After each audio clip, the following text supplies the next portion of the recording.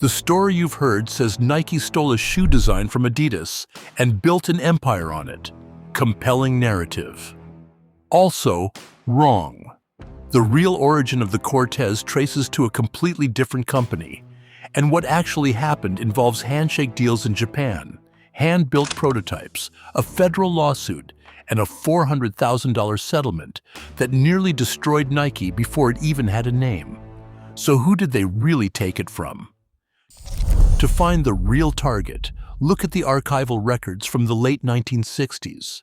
The popular story of design theft from Adidas is a clean, compelling legend, but court filings and design logs reveal it is fundamentally incorrect. The Adidas connection is actually a historical shortcut, a misunderstanding born from a completely separate dispute over a name, not a physical shoe design.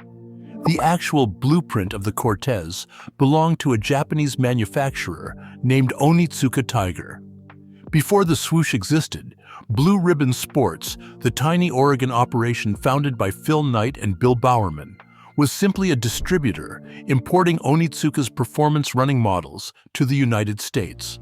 Specifically, the design lineage of the Cortez traces directly to Onitsuka's flagship track trainer, the Mexico 66, and its heavier cousin, the Corsair.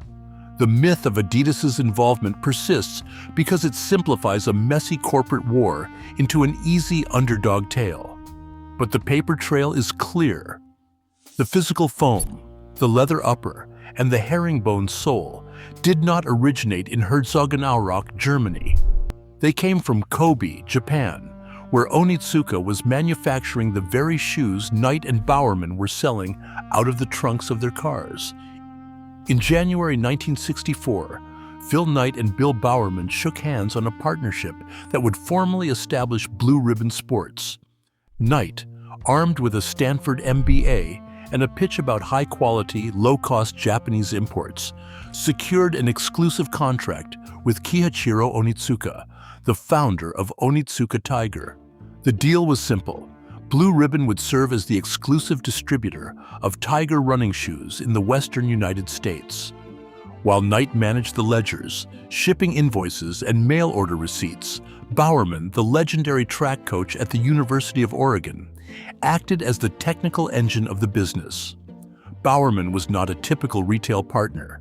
He was an obsessive tinkerer who viewed footwear through the lens of performance, constantly seeking to strip away weight and add support for his runners. He immediately began using Onitsuka's imported shoes as canvases for his own experiments, ripping apart soles and testing new foam compounds. The original distribution agreements and early correspondence from 1965 and 1966 show a highly cooperative, paper-anchored relationship. Onitsuka gained a foothold in the American market, while Blue Ribbon secured a steady supply of cutting-edge Japanese track shoes like the Limber Up. But this distribution structure contained a fatal flaw. While Knight's contract guaranteed exclusivity, the intellectual property of the shoes remained in Kobe, Japan. Bowerman was pouring his technical feedback into Onitsuka's product line, sending detailed letters, sketches, and physical prototypes back to the Japanese factory. The partnership was highly lucrative, but it bound Blue Ribbon entirely to a foreign manufacturer's supply chain and design ownership. It was a highly volatile dynamic, built on an uneasy alliance that would eventually unravel over one fundamental question: who actually designed the modifications that made the shoe a bestseller? In his Oregon workshop, Bill Bowerman began physically dissecting Onitsuka's flagship running shoes. He was not inventing a new silhouette from scratch. He was rewriting an existing blueprint. Taking the TG22 and TG24 prototypes, Bowerman systematically modified the Japanese templates. He took the soft, cushioning midsole from Onitsuka's Spring Up model and grafted it onto the durable outsole of their Limber Up trainer. The result was a completely re-engineered platform, a thick, dual-density foam wedge that ran the entire length of the shoe. This sandwich of hard and soft rubber raised the heel, reduced impact, and promised to double the mileage of a marathon runner. Bowerman hand-built 300 pairs of this hybrid model, then called the Mexico line, in August 1966. These physical artifacts, some signed by Bowerman himself, prove the design existed years before the name Nike or the swoosh logo were ever conceived. But Bowerman's manufacturing tweaks did not just create a superior product, they blurred the lines of intellectual property. By altering the cushioning density, adjusting the silhouette, and widening the herringbone tread, Bowerman had significantly improved Onitsuka's original shoe. Yet in the eyes of the law, taking an existing product and making it better is not the same as inventing it. This design overhaul was a massive leap forward for runners, but it also laid the physical groundwork for an explosive ownership battle. By 1973, the fragile partnership between Blue Ribbon Sports and Onitsuka Tiger completely shattered. Phil Knight discovered that his Japanese supplier was secretly scouting other distributors in the United States, planning to cut Blue Ribbon out entirely once the contract expired. Knight decided to strike first. He filed a federal lawsuit in the U.S. District Court of Oregon, accusing Onitsuka of contract breach and trademark infringement. This was a high-stakes gamble. If Blue Ribbon lost, they would lose their best-selling product and face certain bankruptcy. Onitsuka countersued, claiming that Knight and Bill Bowerman had stolen their design. The entire corporate survival of the young American startup rested on a single question: who owned the rights to the shoe? During the trial, attorney Doug Hauser presented Bowerman's original design memos and prototype sketches, proving the Oregon track coach had engineered the specific modifications that made the shoe a success. In 1974, the federal judge delivered a split ruling. Instead of giving one company total control, the court allowed both to sell the physical shoe. However, Nike won the exclusive right to the highly valuable Cortez name.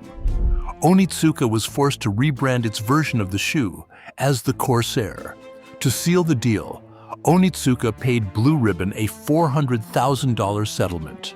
Rumors even spread that Japanese representatives tried to deliver the cash in a steamer trunk before Hauser demanded a bank-certified transfer. This legal victory did more than save Knight's business. It forced Blue Ribbon to shed its identity as a mere distributor and stand on its own as an independent corporate empire. In 1971, Blue Ribbon Sports officially became Nike Incorporated. This was more than a change on paper. It was a direct declaration of independence. Phil Knight paid $35 for a simple graphic that became the swoosh, placing it on the side of his shoes as a sign of ownership. The newly branded Nike Cortez debuted in 1972, priced at an accessible $25. Knight positioned the shoe in a January 1972 track and field news advertisement, featuring it alongside running sensation Steve Prefontaine. By pairing the shoe with America's most celebrated runner, Nike captured the mass market's imagination. The Cortez quickly claimed 40% of the young company's sales. This aggressive branding turned a disputed design into their most valuable asset, turning a survival struggle into a weapon for market dominance. The Cortez quickly escaped the running track. By late 1974, consumers bought over 500,000 pairs, driving $8 million of Blue Ribbon's $22 million revenue. This massive surge of capital funded Nike's rapid expansion into basketball, tennis, and apparel. Yet the shoe's ultimate power lay in its cultural adaptability. It morphed from a performance trainer into the uniform of Los Angeles street culture, eventually cemented as an American icon on the feet of Forrest Gump. The Onitsuka clash taught Phil Knight a permanent lesson. Aggressive litigation, bold branding, and product design were parts of a single corporate weapon. The Cortez did more than launch a sneaker line. It created the entire strategic playbook Nike would use to build its global empire. Today, the multi-billion-dollar sneaker wars still follow this ruthless playbook. The Cortez proved that in global capitalism, success isn't about who invents the product, it's about who weaponizes the brand. Innovation is cheap, ownership is everything. What's your take on Nike's tactics? Tell us in the comments.